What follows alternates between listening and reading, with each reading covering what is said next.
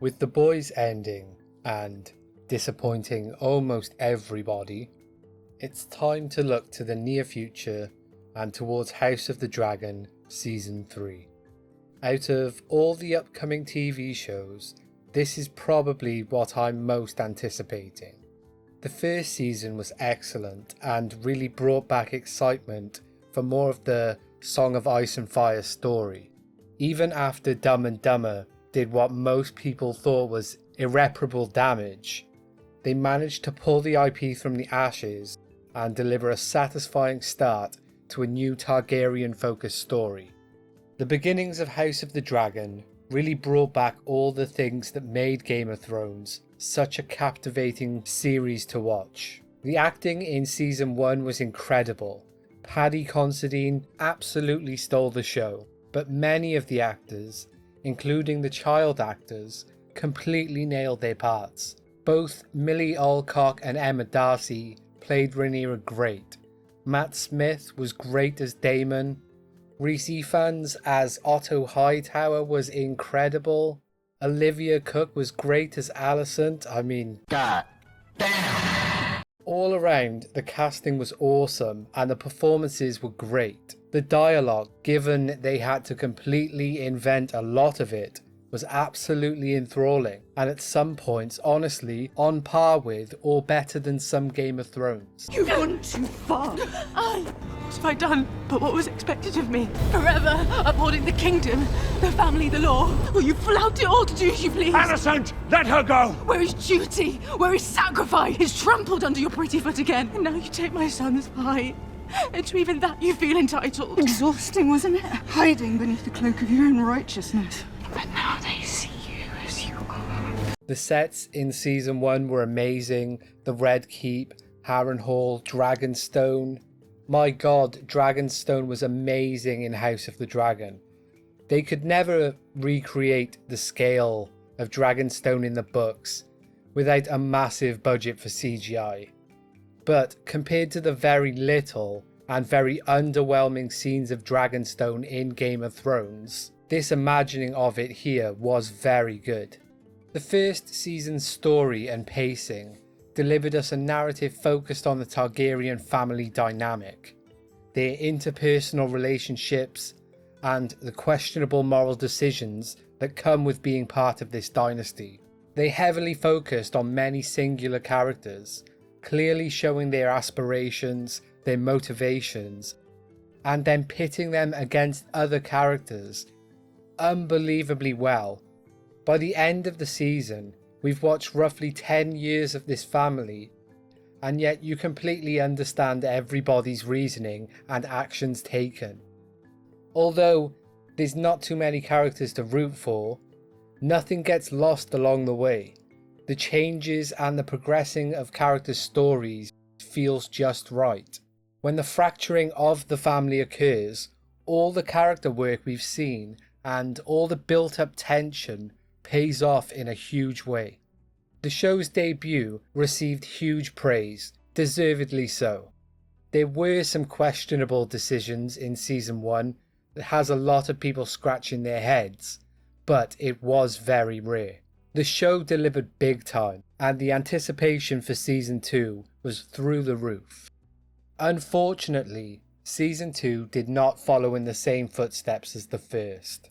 By no means was it a bad season of television, but there were more than a few questionable decisions regarding what was included, what was left out, and what was drastically changed. The blood and cheese scene immediately had people worried. The decision to remove Nettles' character and replace her somewhat with Rhaena is a very strange one. The pacing was very weird. Episode 4, The Battle of Rook's Rest, seemed to be where the season peaked. Aside from it being the only battle of the season, it was arguably the most consequential part of the season as well. Everything beyond this point never really reached the same height, but suggested we were heading to a much bigger climax than the one we got. Now, there were budgetary reasons for this, which on some levels is understandable. But the decision to have the series end at this point without a big cliffhanger or epic conclusion, had a much bigger effect than I think the writers anticipated. While many things did end in a satisfying way, especially the payoff when Daemon gets the vision of the prophecy, many other strange decisions like I previously mentioned definitely had an impact. Myssaria's character was really weak this season, and the whole Rhaenyra thing was seen as needless. All of these things definitely played on people's mind, and the season not exactly ending on a high note for most people, it's not exactly controversial to say the second season was weaker overall than the first. Don't get me wrong, it was still much better than half the slop that came out over the last few years. The acting this season was fantastic still. Ewan Mitchell and Tom Glincarni as Aemond and Aegon were particularly good. Matt Smith was excellent as Daemon the whole time. The new Dragon Rider characters introduced were all great.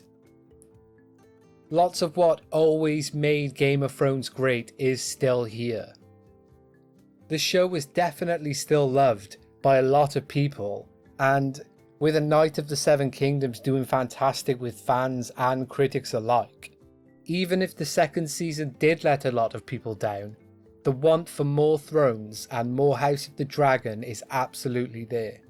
We are a month away from the premiere of Season 3, with a few trailers out at this point and a disastrous end to yet another popular TV show. Stop!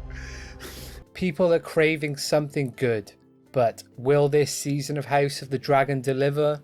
The hype for A Knight of the Seven Kingdoms was massive, mainly down to the performances of Dunk and Egg. They both absolutely killed it. The characters were likeable, relatable, and the tensions rose organically with every episode that aired. The story wasn't nihilistic like the majority of stories and characters we get these days, a far cry even from Game of Thrones and the rest of that old pervert doomer boomer writing.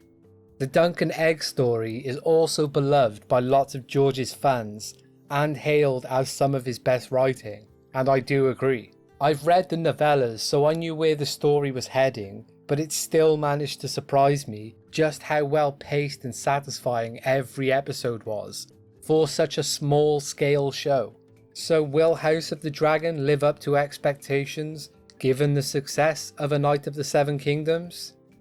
Honestly, probably not. I personally hope we ramp things up quite a bit straight away. Looking at the trailers, we are set to get some big action sequences and fights between characters. There has to be big character deaths all throughout the season, and I hope these are all done well and not too dumbed down like the blood and cheese stuff. We need to see Rhaenyra become way more ruthless than she has been. Hopefully they don't muddy her story this season with whatever that Mysaria lesbian narrative was about. Alicent doesn't do too much in the books, so I am concerned about what direction they will go with her, seeing as it looks like we are going to get a lot of her in the season. Daemon and Aemond, I imagine, will stand out a lot in this season, as both their characters have a lot of big things coming up in the story. I really can't wait to see what direction they take the Dragon Seeds. Hopefully, the twists and turns from the book are done faithfully and portrayed well. Overall, I just hope the season keeps its steam and doesn't fall off after the big action sequences. I hope they stay as faithful to the book as possible, and I hope we see some major changes in characters this season.